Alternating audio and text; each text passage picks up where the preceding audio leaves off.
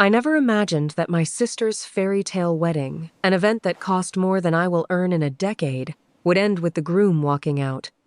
And he didn't walk out on me, he walked out on her. I was sitting in the back of the Newport Yacht Club, wearing a dress I'd rented, trying to make my 7-year-old son, Leo, invisible.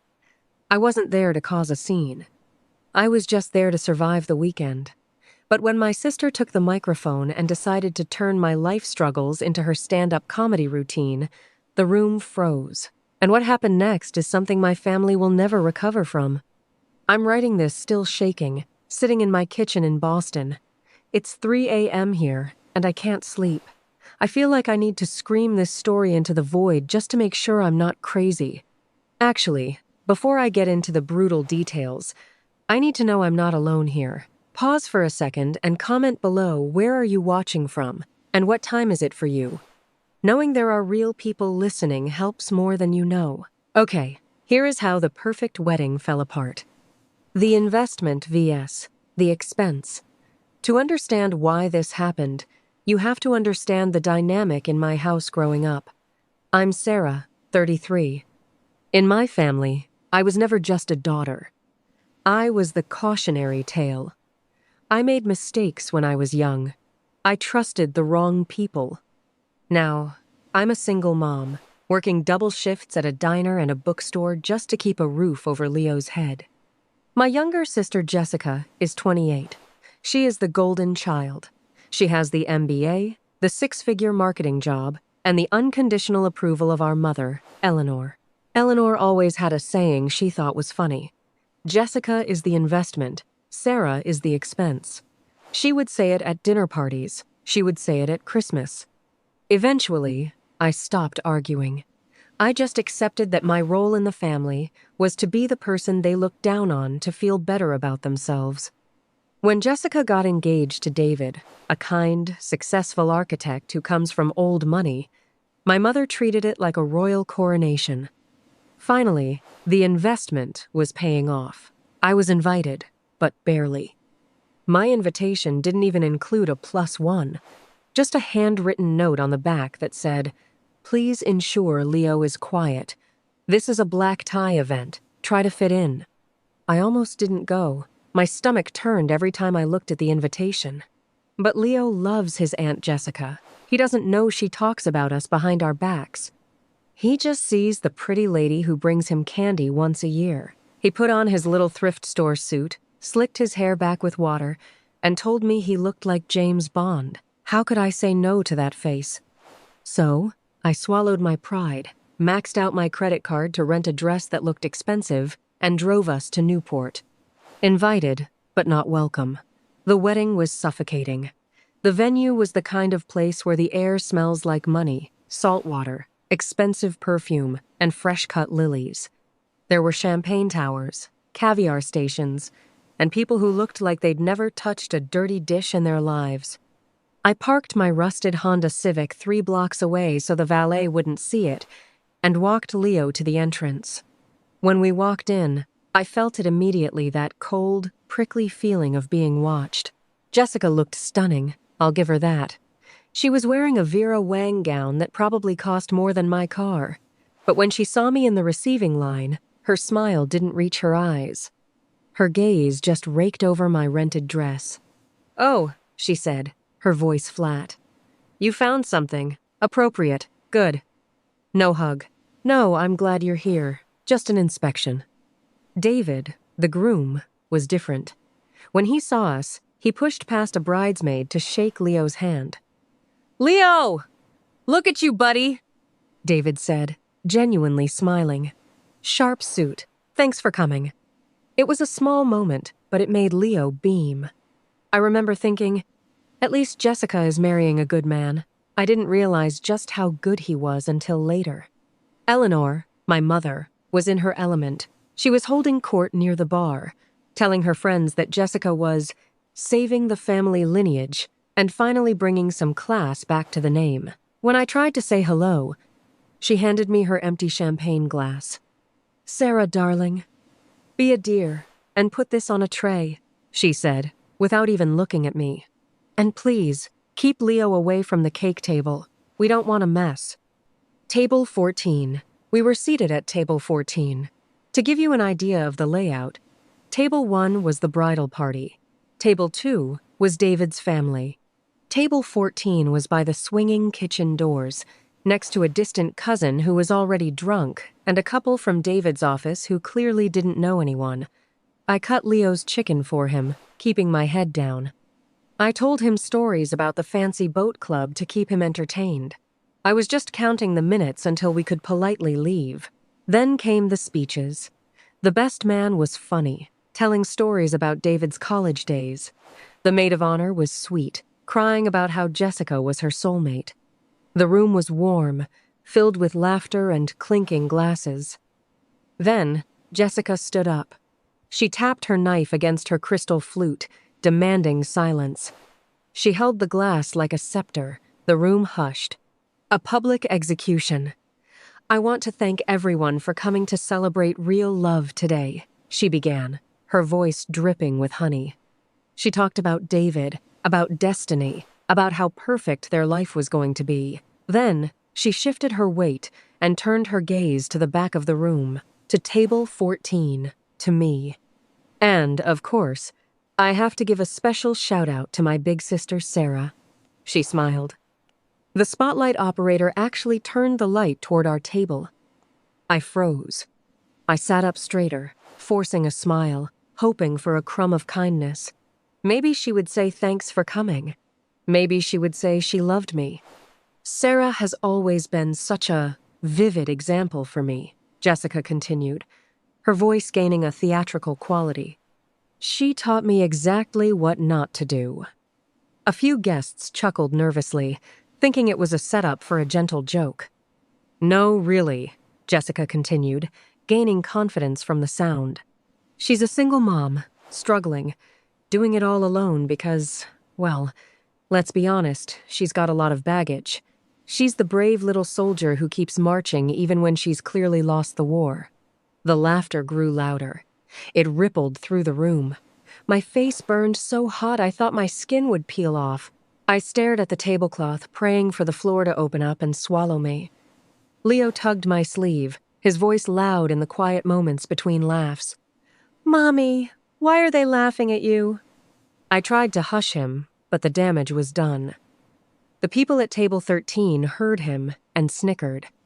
But Jessica wasn't done. She was enjoying the attention. "But seriously, Sarah," she said, looking right at me with a smirk, "thank you for showing me that I needed to hold out for a man like David, so I didn't end up, well, like you. That was the blow. But the fatality came from my mother." Eleanor, sitting at the head table, leaned forward. She wasn't embarrassed. She was beaming. She grabbed the table mic that had been used for the earlier toasts. "She's damaged goods, darling," Eleanor announced, her voice booming through the speakers. "But hey, at least she's our damaged goods. She still cleans up nice." The room erupted. It wasn't friendly laughter. It was mockery. They were laughing at my poverty. They were laughing at my struggle. They were laughing at the nights I cried over electric bills. They were laughing at my son. I couldn't breathe. My hands were shaking so hard I knocked a fork off the table. Leo looked terrified. His bottom lip was trembling. "I want to go home," he whispered. "We're going, baby," I choked out. "We're going right now." Silence in the court. I grabbed my purse. I stood up to leave, desperate to escape the spotlight that was still burning on us. And then, a sound cut through the laughter.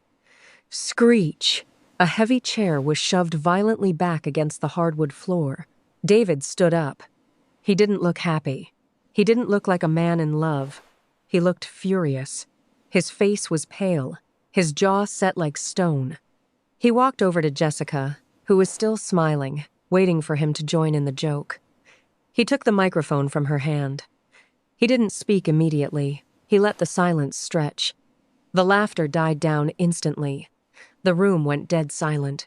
You could hear the hum of the refrigerator in the kitchen behind me. "David?" Jessica giggled nervously, reaching for his arm. "Babe, I was just joking. Don't be so serious." David pulled his arm away. He turned his back on her. He looked straight at the guests, scanning the room, making eye contact with the people who had laughed the hardest. Then his eyes landed on me, standing by the exit with Leo. "I've spent the last year hearing about family values from you people," David said, his voice shaking with suppressed rage. It wasn't loud, but it was deadly. I thought that meant loyalty. I thought that meant having each other's backs. I didn't know it meant bullying a woman who works harder than anyone in this room to raise a great kid. He turned to Jessica. She looked small for the first time in her life. The color drained from her face. "You mocked your sister for raising a child alone?" David said, pointing a shaking finger at Leo.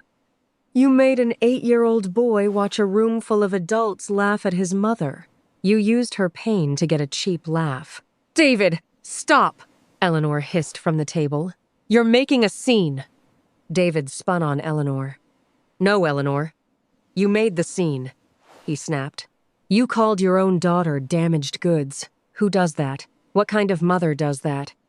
He looked back at Jessica. She was trembling now, tears welling up not from remorse, but from fear.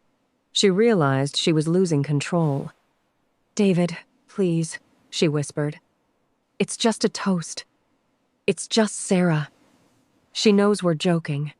"That's the problem," David said. "You think cruelty is funny. You think because you have money, you can treat people like trash." He took a deep breath. He looked down at his wedding band, then back at Jessica. "I can't do this," he said. The words hung in the air. "What?" Jessica breathed. "I can't tie my life to a family that thinks humiliation is entertainment," David said firmly. "I thought you were different from them, Jess. But tonight I saw exactly who you are, and it's ugly." He placed the microphone on the table. It made a loud, final thud. "The wedding is over," he said. "Get out of my sight." Walking away, pandemonium broke out. Jessica screamed.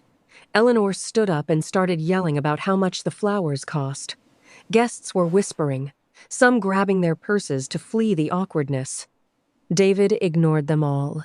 He walked past his weeping bride, past his furious mother-in-law, and walked straight to the back of the room. He stopped, in front of me and Leo. He crouched down, ignoring his tuxedo trousers hitting the floor. He looked Leo right in the eye.